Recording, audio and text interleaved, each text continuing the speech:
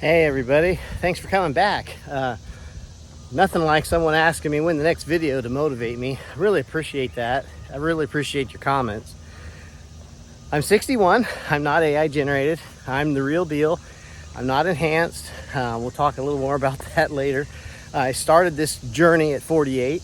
I was last fit when I was probably 30, and then I kind of took 22 decades off and I was a mess. I'm out for a walk. Isn't this beautiful? On our bike path here in Lancaster. And when I was 48, my wake-up call came and I started learning this stuff. And as I learned it, I kept thinking, why is it that I don't know this material? If I knew this would have saved me a lot of pain and sorrow. And maybe I wouldn't have dug quite such a deep hole that I had to dig out of. So hopefully this will help you. This lesson is getting started. This is the chapter in the book, Getting Started. People have asked what page I'm on. I'll go ahead and put that in there. But getting started, I have a few pages on why, plan, accountability. Those are pretty big deals. And that's where I like to start. Yeah, people ask, well, what plan do you use? It really doesn't matter what plan you use. I'll talk about that more as we go. But right now, it's why, plan, and accountability. And if we can't get that right, then it's really difficult to know what to do. So let's start with why. What's your why? Why do you want to do this? Some people think that's a goal.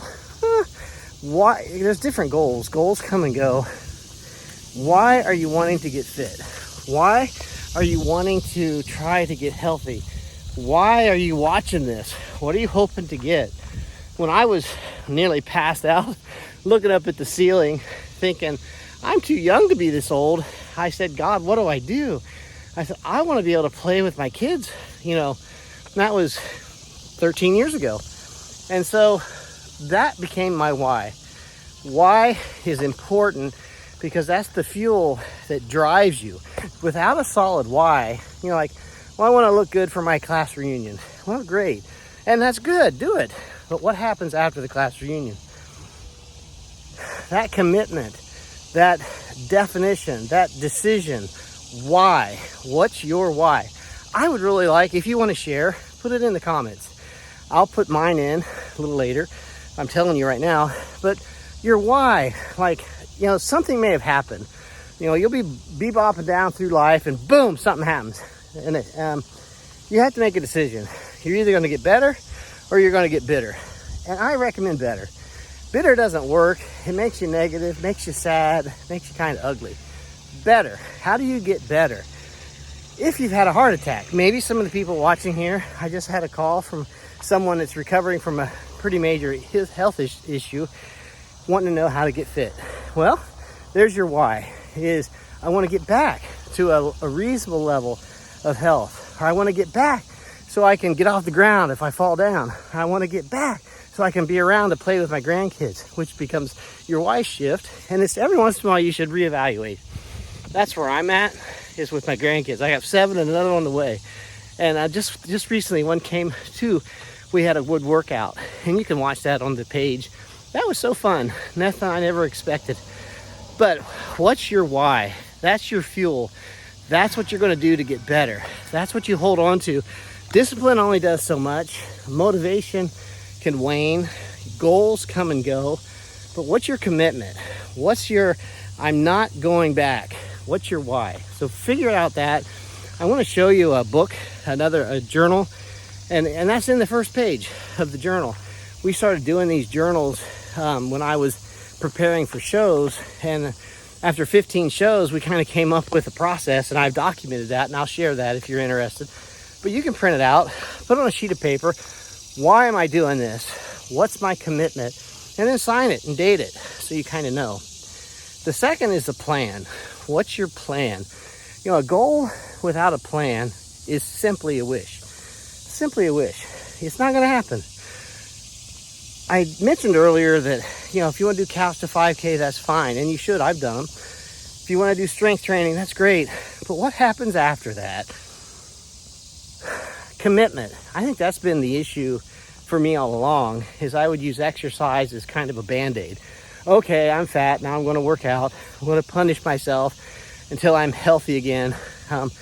So I'd stop looking at myself, stop taking measurements, and kind of go in cruise control. And that creates what's called a limit cycle in engineering. You can imagine driving down the road and you only open your eyes when your right wheels are on the berm on the right side, and you make an adjustment. You go back to sleep, and then your left wheels hit the left side. You wake up, that's a limit cycle. And you go back and forth based upon your frequency of checks. That's not healthy, and that's kind of what I was doing for years. You see my yo-yo I showed last time. What's your commitment? I recommend as your plan, put out your calendar, and I'll show you another place where I do that, and find time slots. Make time slots. Don't make exercise something you do when everything else is done. There's some people coming. I'll go turn this way. Figure out how to give yourself 3 days of 30 minutes a week. Just start with that. Well, what am I going to do? Don't worry about that. Get up. Make it part of your day. Make and schedule fitness, health, whatever, as part of what you do every week. Do it for a month. They basically say do it for 90 days to make a pattern or make a habit. A goal without a plan is simply a wish. There's a book I've just read called Atomic Habits. I'll give you the link to that. You're going to do something. Give yourself some grace. You're going to start a program. Maybe you've been dormant for a while. Don't overdo it, and make sure your plan has an assessment with a doctor.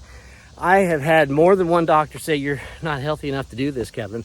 You need to stop. And I'm like, you gotta be kidding me. And they were right. I had to get to a level of fitness before I could even start. So please make that your plan. But I recommend a date. Everybody has phones or something, or a day timer. Give yourself time. A friend of mine that taught me this, he would put his workout shoes next to his bed. So when he woke up in the morning, boom, well, I guess I gotta work out. You get to work out. Make a plan that is fairly detailed. Like I'm doing a walk right now, trying to. I'm going to try to walk 3 to 4 times a week. I'm going to try to lift weights 3 to 4 times a week. I'm going to try to have some nutrition that's better than I've been doing. And I will share that with you because you're my accountability team, which leads me to the next point. Accountability. Boy, when I started doing this, I was like, oh, everybody's going to be so happy I'm getting in shape. And that was probably a little bit overzealous. Some of your friends that you like to have ice cream with, or maybe you go out in the town, and all of a sudden you realize, I really don't want to do that. I want to make healthier choices. I call it fit shaming. People start saying, I miss the old you. I miss when you used to enjoy ice cream and donuts and Mars bars and doing nothing but sitting on it, watching TV and watching movies.